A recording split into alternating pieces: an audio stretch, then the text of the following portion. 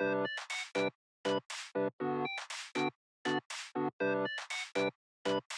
guys, you're in a new spot. A new spot where you can see my desktop. So I was trying to get the camera in a position where I'm looking at the at the computer when I'm reading, our crazy Twitter posts, that I'm not always like this, because that was getting on my nerves. So I put the camera up high above here, and now I feel so far away from you guys, but I think it looks better. I don't know. I think it looks better. Anyway, hi, welcome to my channel. I am sick and tired, and it is Monday, which means it is crazy Twitter day. I don't think I have anything else to say. Let me know if you like the new camera position, and yeah, we'll go from there. So let's just get right into these Twitter posts, because that's why you guys are here. You're not here for me. That would be insane, right? And I could always just move the computer a little bit. Oh my gosh, it's out of frame. I figured it out. Look at me go. Is everything decorated good? You guys like it? Are we good? Okay, everybody, let's get started. Kira says, fellas, is it corny to get emotional at your wedding? And there is a picture of a man crying. And this person says, why, as a grown-ass man, are you full-blown crying at your wedding? This shit is so corny, man. That's mean. I don't think there's anything wrong with crying at your wedding. What about you? Anybody? Did your spouse cry? My husband did not cry. But it's funny, everybody thought he was crying because he actually had an eyelash literally fall on his cheek while I was standing there looking at him. And I picked it off, and everybody thought that I was wiping away a tear. And I'm like, oh no, he wasn't crying. Sorry, honey. Did I just ruin your reputation of being a manly man? A manly man? It doesn't bother me. If you want to cry, cry. It's your special day. Do whatever you want. To the married men who have never cheated, is it because of restraint and self-control or lack of desire? Bad Billy says, what if I told you there was a third secret reason? What could it be? Maybe it has something to do with the person you're married to. Maybe you love them just a little bit and you don't want to cheat on them. What do I know? These next two posts, they kind of are similar. Bee's Little Ranch says, find yourself a wife who dreams of this and not this. Wait a second. We have another one. Cool Christian Engineer says, this is all we want. Simple. Find yourself a wife who dreams of this, not this. I've said before, your preferences are your preferences. They're yours. And nobody can take them away from you. And you have the right to have them. But the thing I have is, why not both? I don't know where it got lost in translation that you can't have both. You can have a family and a career. It is possible. The reason why these kind of posts kind of irritate me is because basically you're implying that a woman has to choose to stay home, to take care of your home, never leave the house basically, instead of pursuing whatever dreams she had. If those are her dreams and she can have all that, then I'm going to encourage her to do so. But if she has dreams like Billie Eilish, which is becoming incredibly successful and having a really good career and not wanting for anything, she can have both of those dreams. I don't know. I would never be threatened by a man that wanted either one of these. I would encourage my husband to do whatever he wanted in life. I don't understand why you wouldn't want to. Oh, my squeaky chair. Yeah, I still have the squeaky chair, guys.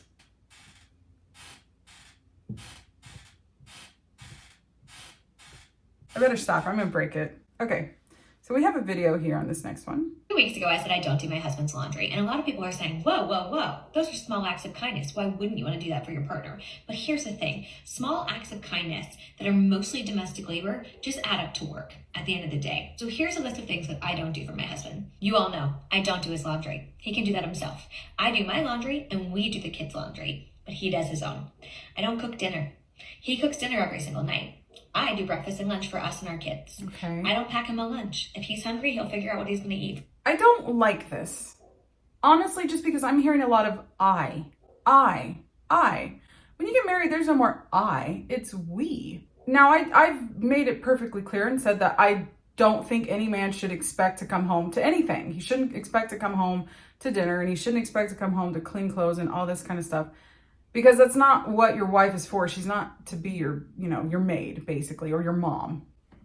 She's not your mom. I do have an issue with that. However, when you are married, it's a union. The two of you should be doing this stuff together. I guess what I'm trying to get at is I couldn't see, like, because I do the laundry. I couldn't see, like, separating the laundry and being like, well, this is my laundry and I'm only going to do mine. I'm not doing yours because you're a grown man. You can take care of it yourself. If you want to put the shoe on the other foot, like, can you change your own oil in your car?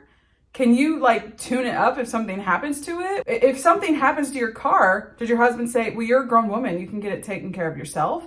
Or if your husband knows how to fix that car, is he going to help you? Like, I guess that's where I don't really like it. It's a lot of I and him, where it should be we. For lunch, the same way that I do. I don't make... Oh, his lunch, not making his lunch. I don't know. I would do that for my husband because I love him. His doctor's appointments, because guess what? He's not making mine. Would it be kind of me to do that? For sure. Is it my job? Absolutely not. I want him to be healthy, but he's a grown-ass man and he can book his own appointments, right? There's a lot of things that I don't do for my husband. I don't schedule his haircuts. I don't pack his... This makes me sad. You guys, I'm like really sad listening to this. There's a lot of things I don't do for my husband. She sounds so angry when she says it too. There is so much that my husband does for me. I couldn't imagine not wanting to take care of him in return. You know, I have health issues. So for the most part, he gets the groceries whenever I ask. He picks up my medications. You know, if I need him to come home early because I'm having a really bad day, he'll do that despite us really not being in the position to do that. Clothes for vacation.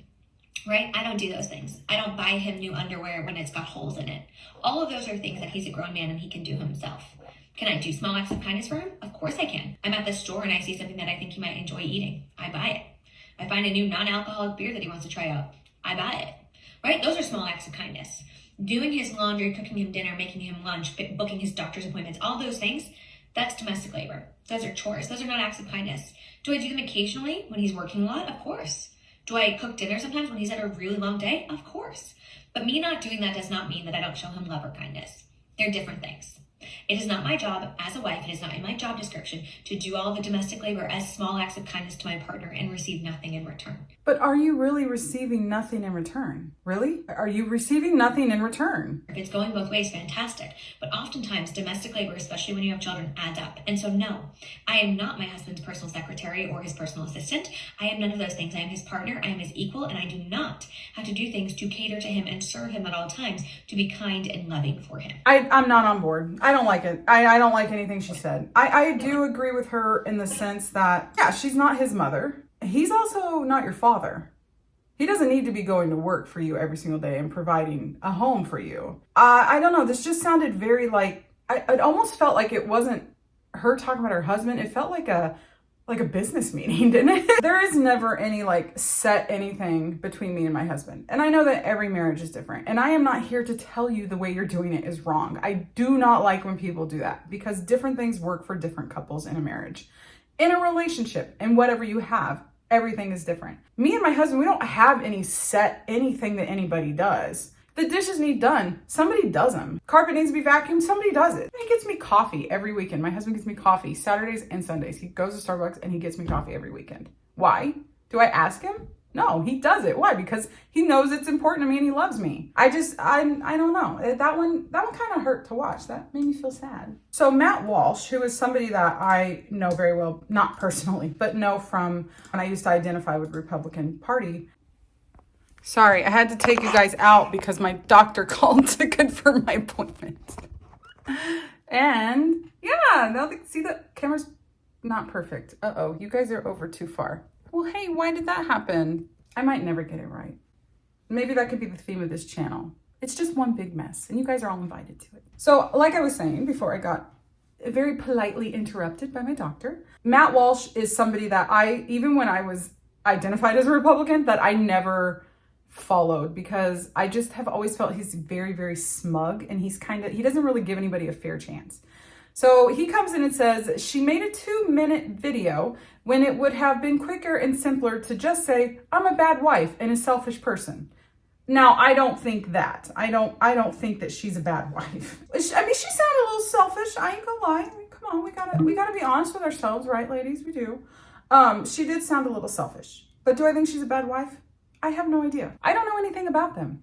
A bad wife, that might be a little much. Selfish? Yeah, I think so. If that's how she wants to do it, that's their business. but it does make me a little sad to see, I'm not gonna lie. Anna says, men who rode the carousel for a decade and then think they are entitled to settle down with an 18-year-old virgin aren't made fun of hard enough. I agree, Anna. The same account says, please, they don't say please, I say please, provide advice. My boyfriend has been making passive-aggressive jokes about my weight. What do I do? I'm going to ask you guys a question and I'm going to give you a couple of seconds to answer, okay? It's multiple choice. Do you think A, the comments were supportive of her and telling her to do what she feels is right and maybe sit down with her boyfriend and tell him that his words are very hurtful?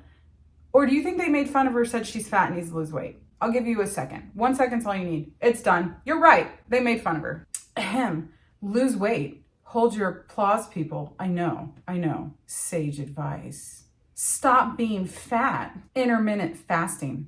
Put the sugar down. Put that cookie down now! Stop getting fat. Lose weight. Funny you should mention lose weight infra, because I actually had the same advice for her. Old Sick and Tired weighs in and says, the only weight you need to lose is your shitty boyfriend. I suggest that's the weight that you lose, my dear. Anyway, next. Oh, it's like if your wife or girl was bringing in like 250, 300K a year, would you be...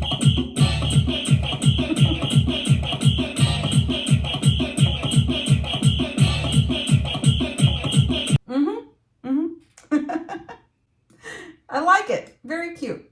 Texting ruined modern men. I lose respect for men who message me with perfect grammar and spelling. There's just something feminine about it. If you notice the guys who actually write everything perfectly and punctuate appropriately, always flamboyant and proper. Too literate. I don't think he likes what this person's saying. The men who are blasé over text are always more masculine. Can't be bothered to check for spelling errors. Don't care. If you don't understand, that's your own fault. This dog is pissed, and I guess it's my fault. I don't understand. I don't understand this. This is very strange. Proper grammar is an ick now. Interesting. You heard it here first.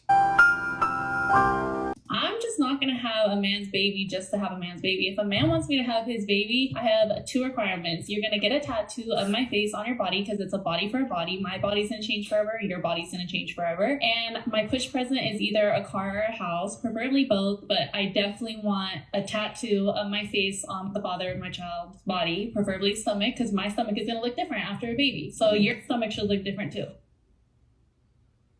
I don't agree there. I wouldn't want my husband to have a tattoo of my face on him, to be honest. That would be quite terrifying. And did she say a car too, or a house or something? Okay.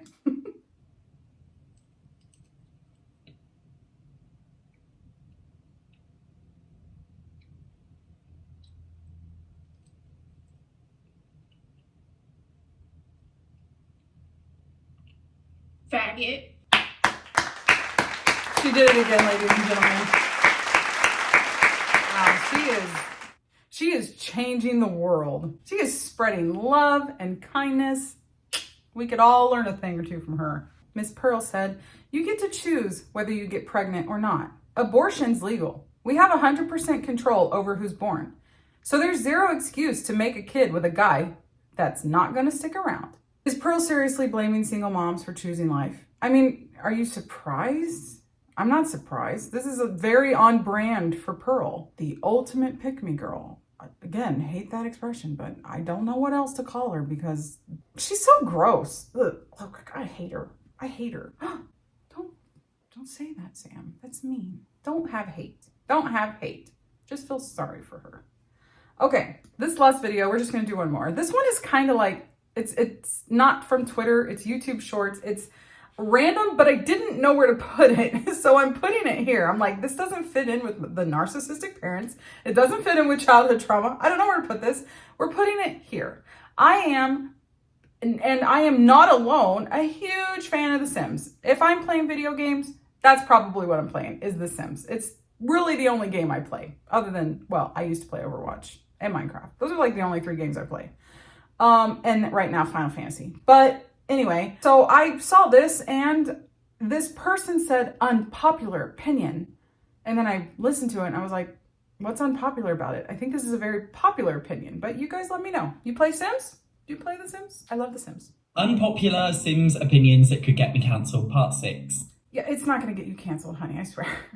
Sims 4 Sims have absolutely no personality. I know a lot of people say Sims 4 Sims are the most advanced Sims, which in many ways they are, but I find the way that their personalities work is so shallow. If an evil Sim does something evil, it puts them in a happy mood, and if a good Sim does something good, it puts them in a happy mood. Both Sims are in a happy mood, therefore they are both basically exactly the same. Personalities don't really impact your Sims' lives that much, and I personally think that Sims 2 and Sims 3 personalities were much more advanced. I agree. I think that Sims 4 is incredibly lifeless. That's it. That is all I have for you today. I gotta go scour Twitter because I'm out of Twitter posts. I gotta go find more. So I hope you enjoyed the video. I hope that you're having a wonderful day wherever you are in the world. I hope that your symptoms are low, and I hope that your magic is strong. And until next time, I'll see you guys. Bye.